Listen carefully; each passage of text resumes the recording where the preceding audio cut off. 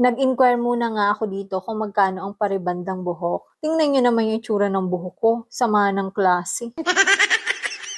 Eto na nga at sinundo na naman ako ni Kumare. Napag-usapan nga namin na pupunta kami sa sentro. Kakain lang at magre-relax. Kakain at magre-relax kahit saglit. Kaya naglakad-lakad muna nga kami dyan. Sabi ko ay mag-i-inquire muna nga ako dito kung magkano ang pariband. At ang aking hair ay talaga naman sama na ng klase. May nakita nga ako dito na notebook sa daan kaya bumili na ako. Kasi kailangan ko ng notebook everyday kasi may mga sinusulat akong importante.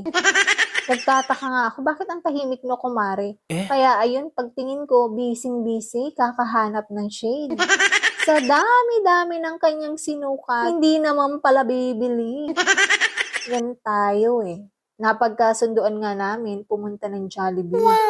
O eto na nga no, naghanap ako ng Coke float. Eh kaso naman, hindi available, tubig lang daw. Kaya ayan, bumili na lang ako ng burger para meron akong pasalubong pag uwi ko ng bahay. At yung pamangking ko, favorite din niya to. Tuwang-tuwa yung kapag nalaman niya na may pasalubong akong burger. Then, eto na nga, naglakad-lakad na naman kami at kakain naman kami ni Kumare at gutom na kakalakad. Yan. Hindi ko rin alam ba't ako nagpapalakpak. O-order lang naman ako pero panay ang palakpak ko. Ay, naku po, ano na yung Kumare? Umorder nga ako dito ng spicy chicken. Yun talaga yung lagi ko ditong in-order kasi ang sarap kasi ng manok dito.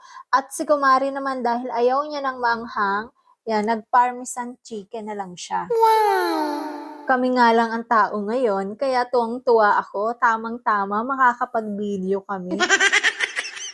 I-insert ko yung video. Ito yung gagawin namin ng video ni Kumare. Sana i-upload ko. Kaso pagtingin ko, hindi pala ako kita. So, hindi ko rin siya mai-upload. Ay nako, sayang ang effort At saka nakangiti din ako sa camera. Dapat hindi ako dyan nakangiti. Ba't pag nakangiti ako?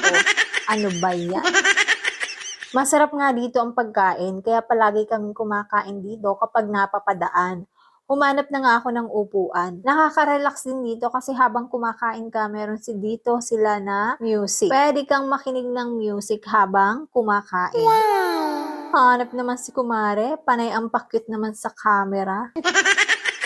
Habang nagiintay nga ng order, kumuha nga muna ako dyan ng tubig. At sabi ko dito kay Kumare, picturean ako dito sa upuan. Ang ginawa naman pala nito ni Kumare ay naka-video. Ano na tayo? Eto na nga yung order. Ang lalaki ng chicken dito, kaya gustong gusto ko eh. Eh, ako pa naman ay mahilig talaga ako sa